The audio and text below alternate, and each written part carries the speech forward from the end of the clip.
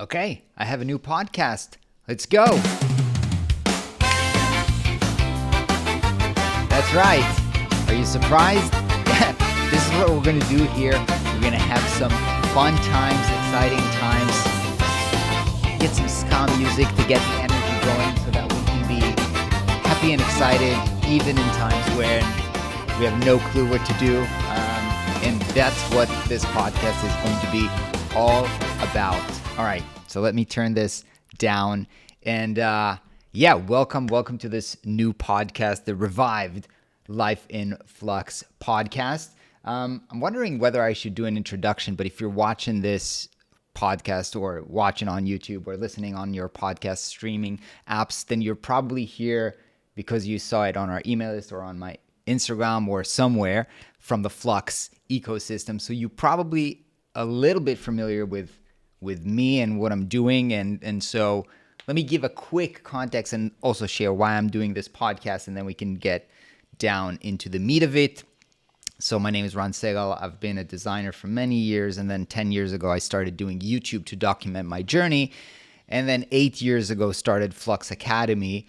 And now for the last 8 years, I've been mainly teaching in the world of web design.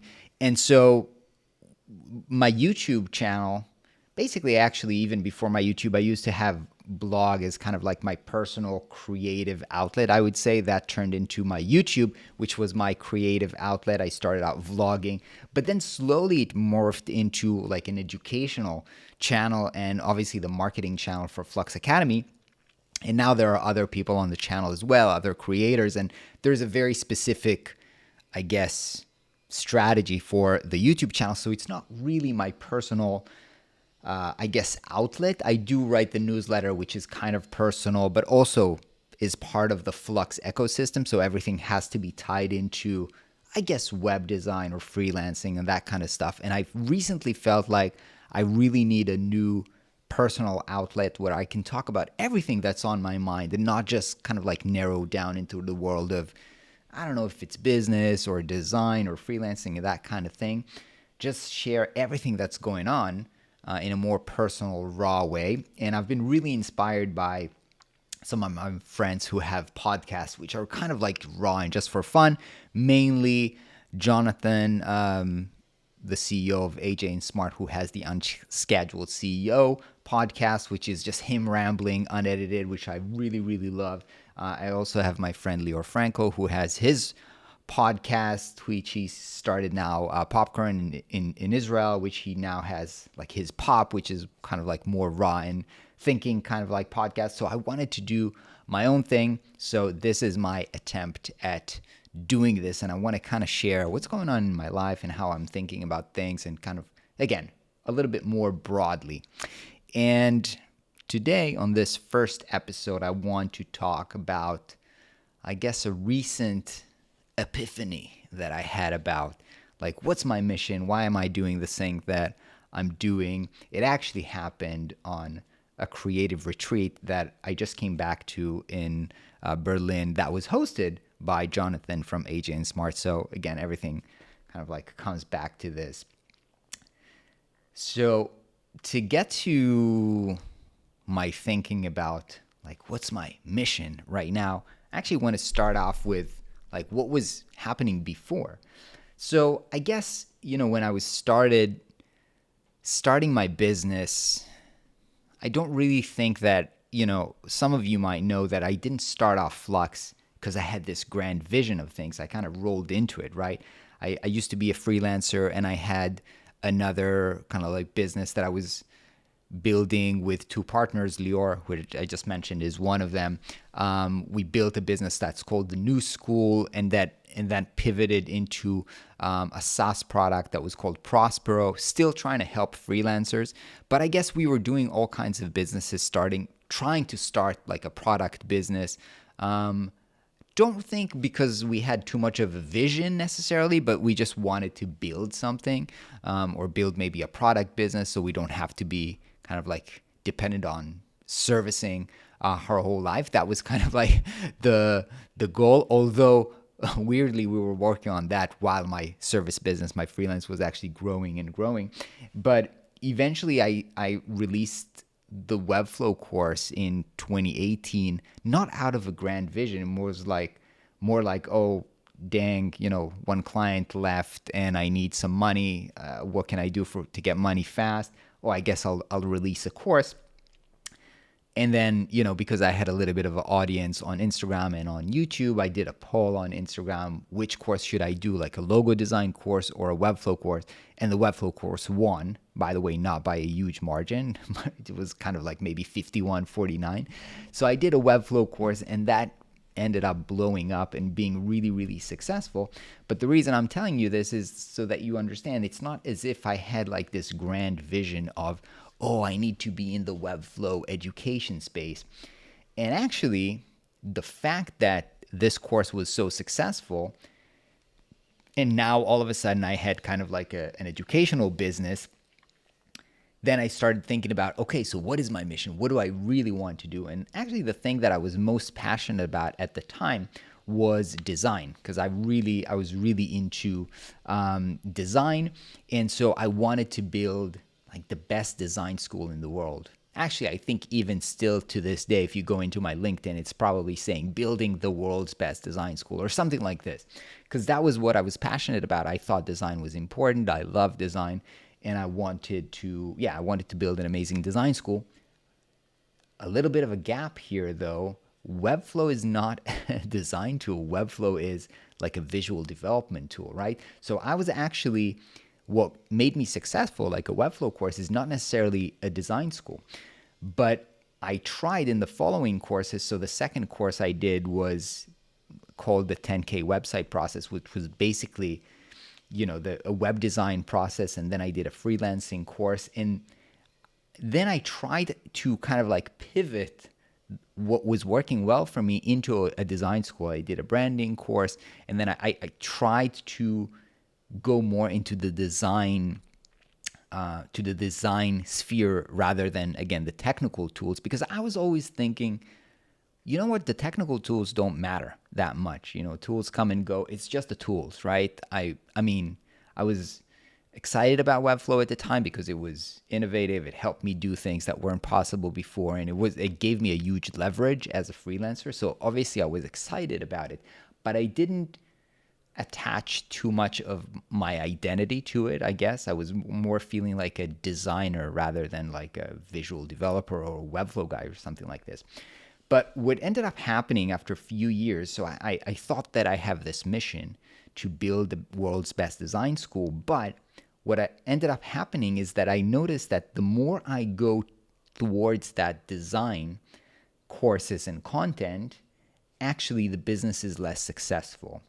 And eventually, I think this was back in 2023 or early 2023, kind of like I felt like the business was in decline, and I had this epiphany of understanding you're just trying to ignore what the world or the market tells you that they want. And what they want is software education, right? They want to learn Webflow, they want to learn Figma, they want to learn Framer. They don't care so much about design. You care about design. You're trying to tell them, oh, design and strategy is more important than the tools. The tools are just the tools. But it doesn't matter what you say. It matters what they want. And what they show you that they want by voting with their money, by the courses that they're purchasing, is they want software tools. So in early 2023, we kind of did a pivot and said, this is not necessarily, we're not going to focus on design.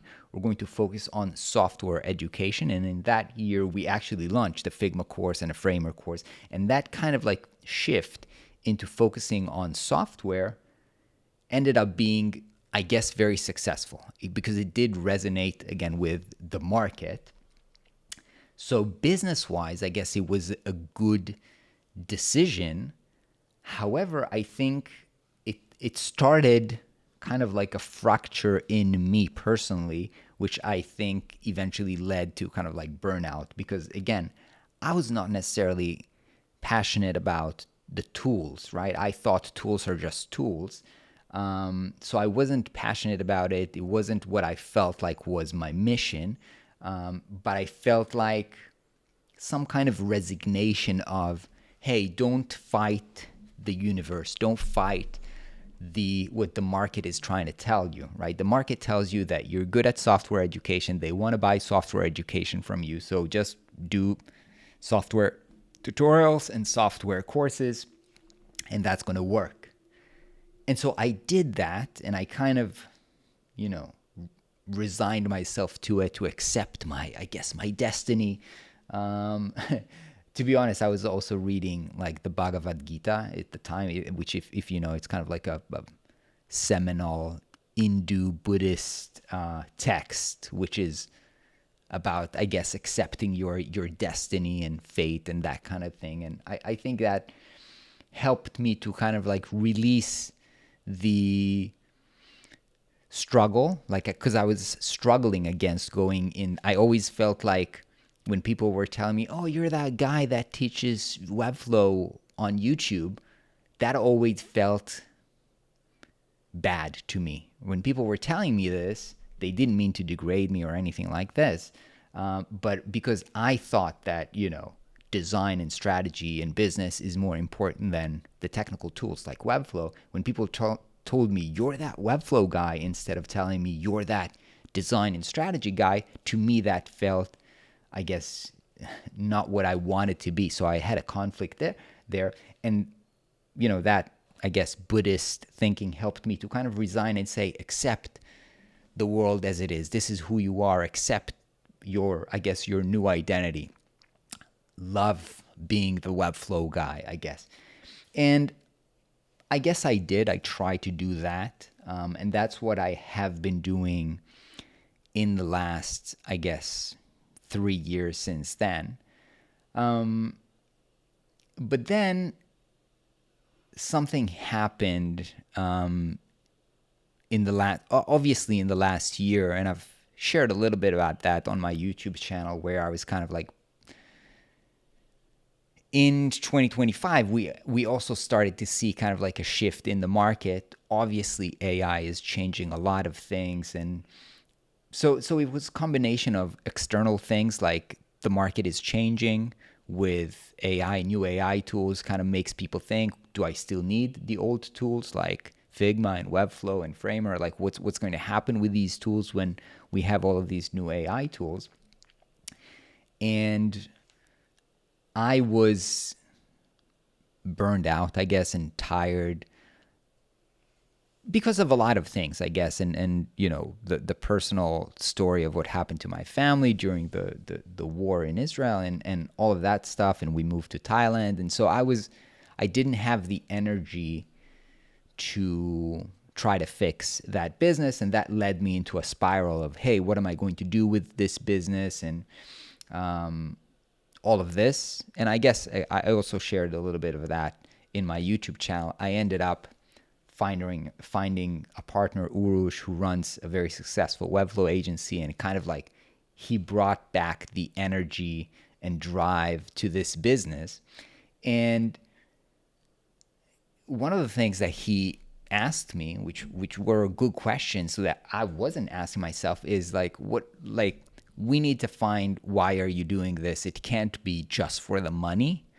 There has to be some connection, right? And I guess I lost the connection. Now when I'm looking back, I think I lost the connection when I said, okay, if I'm not doing the best design school in the world, what am I doing?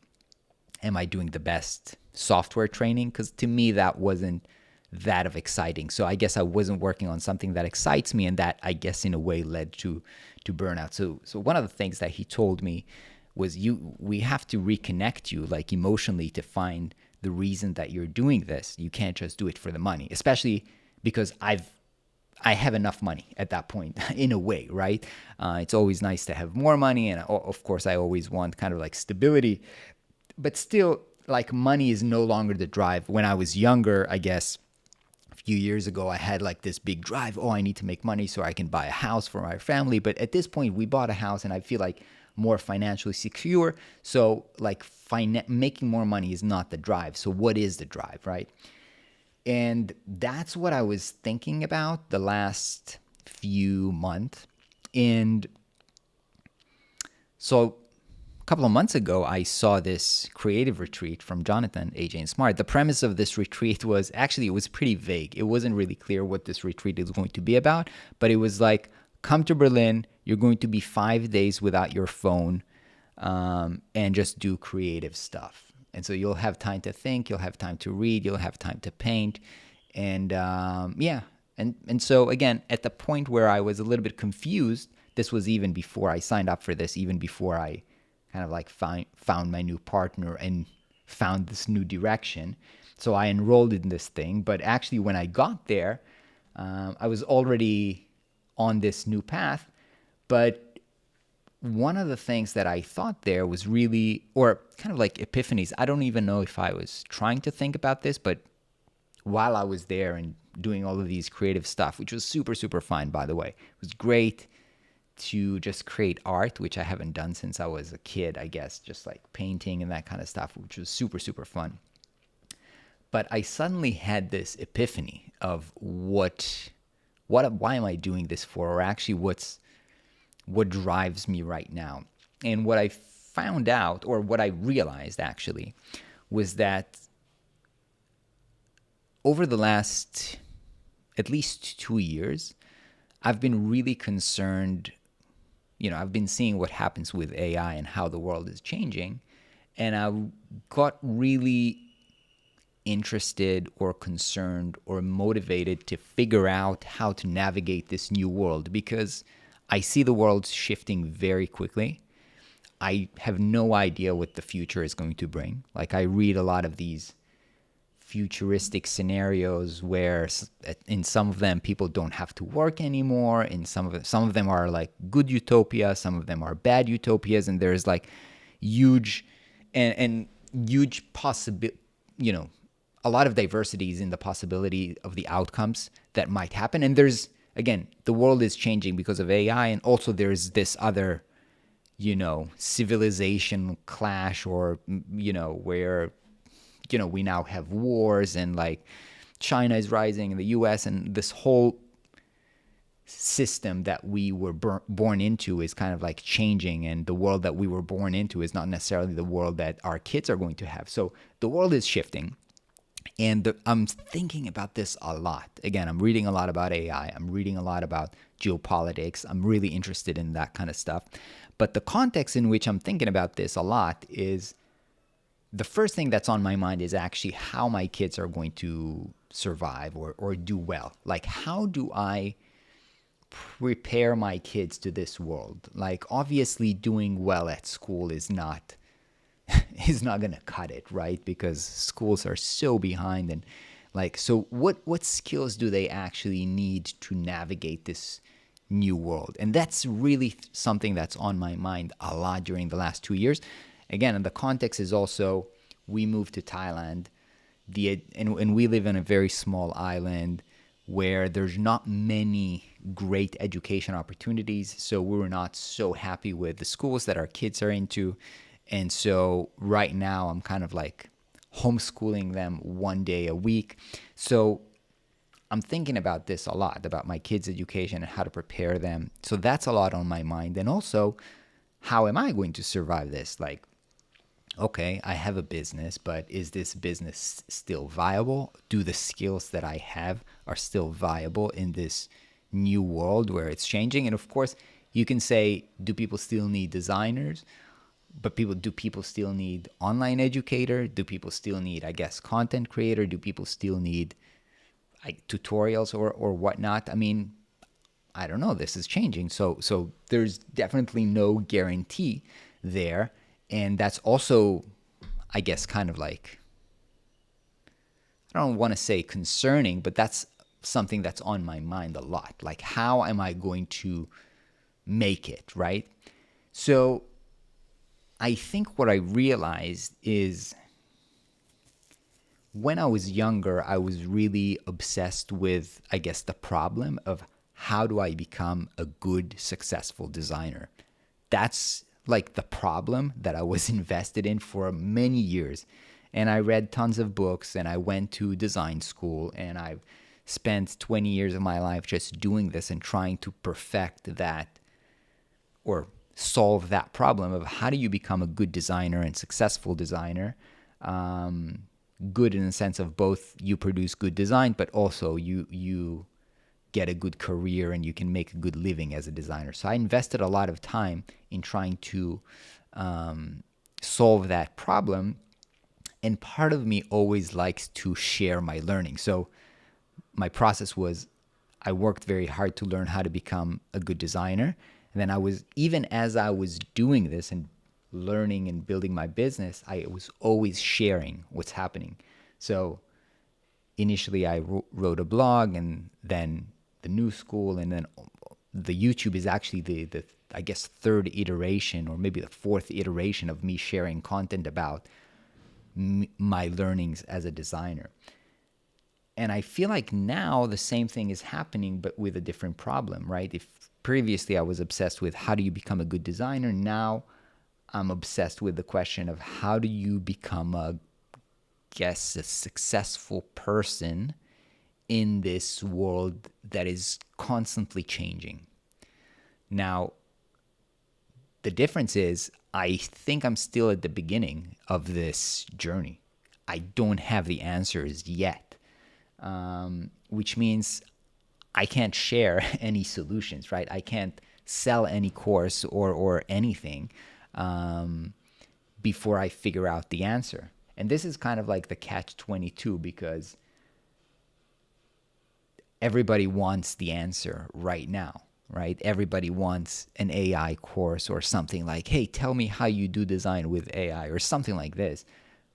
But we don't know yet because things are changing so fast. There is no and things are changing in such a pace that, if I learn something and I want to share it with you, by the time I share it with you next week, there's something else.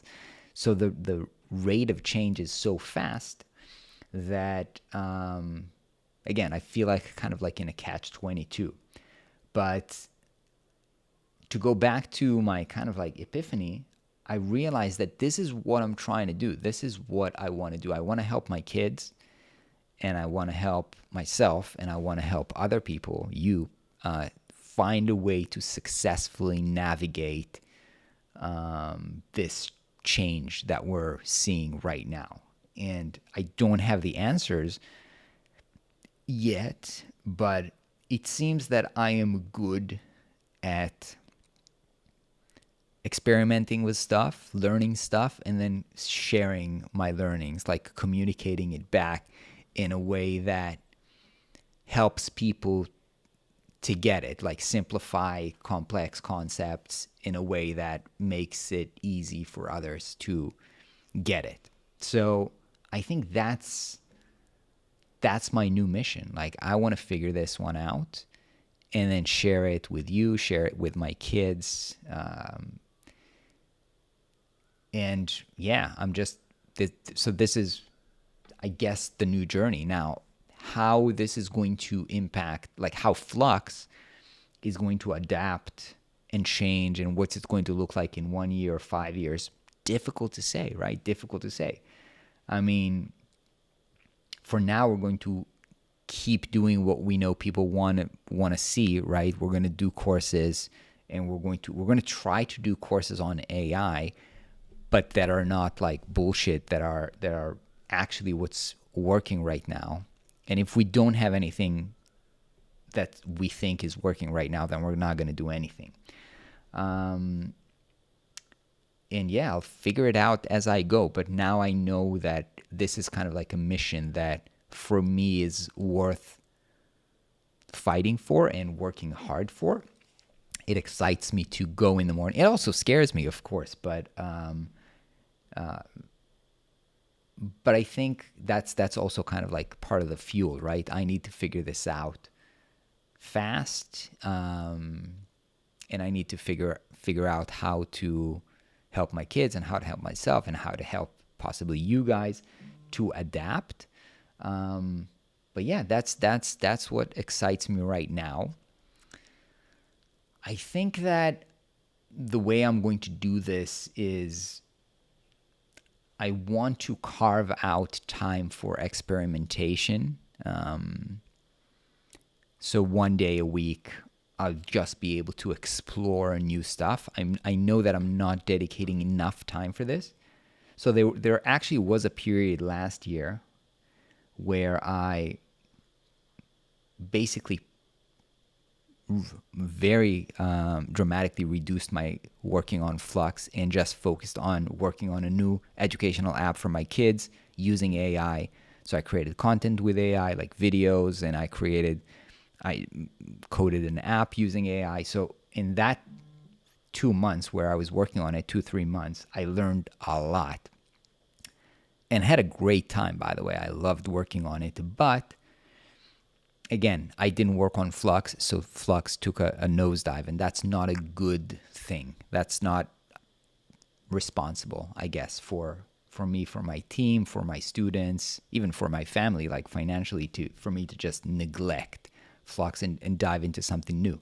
So now I'm trying to balance, okay, how do I, turn around Flux, make it adapt to this new world, but still leave out some time for me to experiment and work on side projects where I can just do creative stuff and figure out either new tools, new business models, and just see what else can be done. So that's where I am right now with things. And I hope this podcast is a place for me to share kind of like the weekly progress, learning, thoughts. And yeah, that's pretty much it. I was fantasizing about having this creative outlet like this podcast for a while and didn't just get to doing it. But now it's on my calendar. It's booked on Thursdays, so hopefully I can publish consistently on Thursdays. I hope that you're going to be here. Unlike my Flux material, here I'm not doing this for the views or numbers or subscribers, but if you want to, you're more than welcome to subscribe or like or follow in whatever app that's working for you. And it would be cool if you write comments and let me know if you like this or not. But anyway, I'm doing this for me. So would love to hear from you, but also I'm just going to keep on doing this. And this is going to be the format, like straight me talking to the camera. There's no edit here. I'm just recording this and then publishing it as it goes. And hopefully it's going to be valuable. But whether it's valuable or not, that's not the point. The point for me is to have an outlet to just speak my mind. That's kind of like the therapeutic value of this podcast for me. And if you enjoy it, then you enjoy it. There is a quote from Alan Watts, which I really like, where he says, I am not a guru. I do not speak to you. I'm more like a bird that's singing. And if you enjoy that singing, that's great. But if not, it's not as if, the bird is trying to affect you and is going to be bummed out if you enjoy the singing or not. So that's me singing my song here and playing my little ska music in the intro to give me energy and make it fun to go through another week. And yeah, that's it. Have a good week, and I will see you on the next episode. Peace.